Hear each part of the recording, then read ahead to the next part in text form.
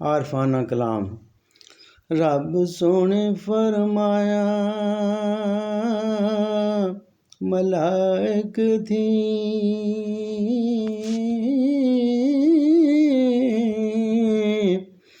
मैं अपना नायब बनावांगा।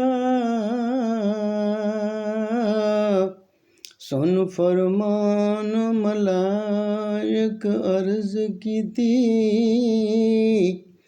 असी हमदो सना लई काफी हाँ। ए बशरी खसलत वाला है, ज़मीन ते फसाद फैलावेगा। रब सोने फरमाया मलाइक थी, जो मैं जाना तुसी जानदे नहीं।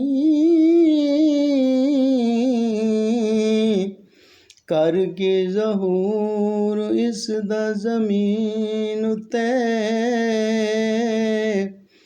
मैं अपना दीन भुलावांगा।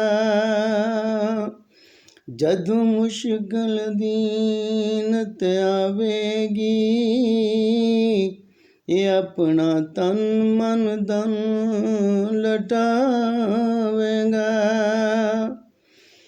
मेरा हुसैन करबल सजावेगा,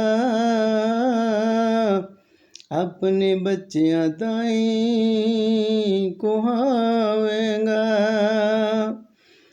जदू करबल हुसैन सजाई होसी, रब फख्र नाल मलाइक थी दिखाई होसी।